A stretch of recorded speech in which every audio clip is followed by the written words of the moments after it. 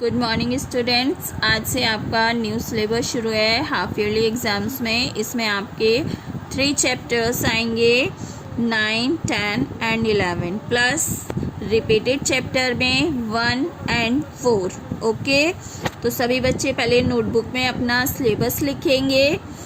Syllabus लिखने के बाद आप न्यू चैप्टर का वर्क करेंगे। ओके, तो चलिए आज हम पढ़ेंगे chapter 9 types of houses. Okay, इसमें हम आपको हाउसेस के बारे में बताएंगे। हाउसेस कितने तरह के होते हैं, कौन कौन से होते हैं। Okay okay, read this.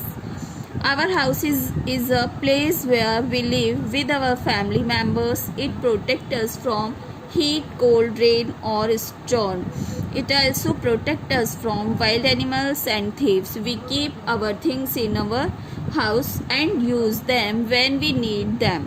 Our house gives us this stable and comfortable life. We see different types of types of houses of different size and shapes in our neighborhood. House वह जगह है जहाँ हम अपनी फैमिली के साथ रहते हैं। हाउस में रहकर हम किन किन चीज़ों से प्रोटेक्ट रहते हैं? हम हीट, कोल्ड, रेन व स्टॉर्म से भी प्रोटेक्ट रहते हैं। घर में हम वाइल्ड एनिमल्स व थीफ से भी प्रोटेक्ट रहते हैं, है ना। कि रात में हम अचानक सो रहे हैं तो हम अपने घर में बंद करके सोते हैं ना घर को, तो एनिमल्स वगैरह कुछ आ जाए तो उससे भी प्रोटेक्ट रहते हैं। हम अपने घर में बहुत सारी चीज़ें रखते हैं और जब हमें ज़रूरत होती है तो उन्हें यूज़ कर लेते हैं। अपने घर में स्टेबल और कंफर्ट लाइफ जीते हैं, है ना। इसके बाद नेक्स्ट इज, पहले ये देख लीजिए। Look at this houses, right T for temporary and P for permanent houses. देखिए यहाँ पे काफ़ी सारे हाउसेस दिखाई दिए हुए हैं ना, अपनी बुक में देखिएगा और इन बॉक्सेस में फिल कीजिएगा कि कौन सा इसमें टेम्परेरी हाउस है और कौन सा इसमें परमानेंट हाउस है। टेम्परेरी हाउस के बॉक्स में T लिखेंगे और परमानेंट हाउस के बॉक्स में P लिखेंगे। Okay, next is, we build our house by following some factors like और economic conditions, the environmental condition of place, size of a family and the availability of building materials. People of different region build houses according to their requirement. Thus we can see different kinds of houses in the whole world. हम अपना घर बनवाते हुए किन किन चीज़ों का ध्यान रखते हैं? वो है कि हमें वहाँ की एनवायरमेंटल कंडीशन देखनी चाहिए और अपनी फैमिली का साइज़, उसी हिसाब से हम अपना घर बनवाते हैं। देखिए, अगर हमारी फैमिली बड़ी है तो हम बड़ा घर बनवाएंगे, कम से सबको एक एक रूम तो मिलता ही है ना। और अगर हमारी फैमिली छोटी है तो हमारे लिए छोटा घर भी चल सकता है। ओके, तो अपनी फैमिली के हिसाब से हम लोग अपना घर बनवाते हैं। अलग अलग जगह के लोग अलग अलग तरह के घर बनवाते हैं। इस वर्ल्ड में अलग अलग तरह के घर हैं। अब हम अलग अलग तरह के घर के बारे में पढ़ेंगे। जैसे फर्स्ट इज कच्चा हाउस। कच्चा house is made up of A bamboo, would, leaves, mud, straw, etc. All these materials are cheap. The kinds of houses can be seen in rural areas. The people who don't stay in the same place for a long time, they build these kinds of houses. There are different kinds of temporary or kacha houses. We shall now study them in details. देखिए, कच्चा house bamboo, would, leaves, mud और स्ट्रो से बना हुआ होता है। ये जिन चीज़ों से बनते हैं वह बहुत नहीं, मतलब फिर भी सस्ती होती हैं। पक्का हाउस तो काफ़ी महंगा बनता है, उस हिसाब से ये थोड़ा सस्ता, कम कीमत में बन जाता है। ये हाउस ज़्यादातर गांव में होते हैं। जो लोग एक जगह ज़्यादा दिन नहीं रहते हैं इसी तरह के हाउस बनाते हैं। वो लोग इसी तरह के हाउस बनाते हैं कि भाई हमें कुछ दिन रहना है, चलो बना लिया। कच्चा हाउस और टेम्परेरी हाउस के अलग अलग काइंड्स होते हैं।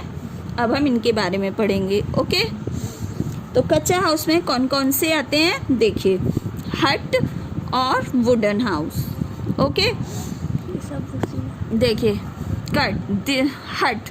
This is a hut. The people in villages mostly live in huts. These are made up of mud, wood and straw. A hut is neither strong nor safe. We cannot think about our protection from the wild animals and natural climate is in a hut. This is a हट. देखिए ये हट है, ये हट होती है ना. तो गांव के लोग ज़्यादातर हट टाइप हाउस में रहते हैं.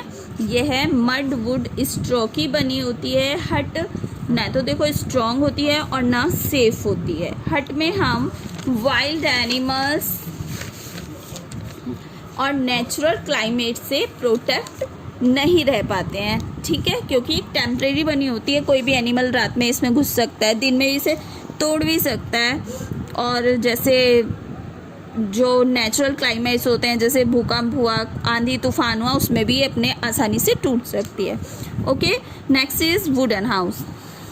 Wooden house are eco friendly and healthier to live in. They are easy and fast to build and low on maintenance. Wooden houses are very light in weight in the area which is prone to earthquakes. People build house with wood and paper.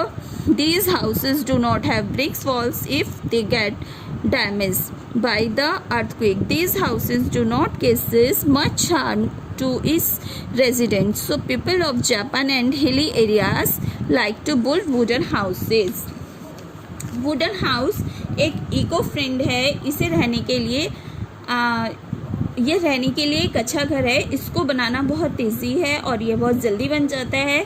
इनका wait बहुत light होता है. इसको बनाने में कम खर्च होता है. जहाँ पर भूकंप एरिया होता है वहाँ पर लोग वुड व पेपर हाउस बनाते हैं. इन हाउस की ब्रिक वॉल्स नहीं होती हैं. यह प्रॉपर वुड से ही बना होता है. अगर अर्थक्वेक से डैमेज हो जाता है तो यह घर आसपास की चीज़ों को डैमेज नहीं करता है. यह जापान में हिल एरियाज में ज़्यादातर लोग वुड हाउस ही बनाते हैं. Next is house boat.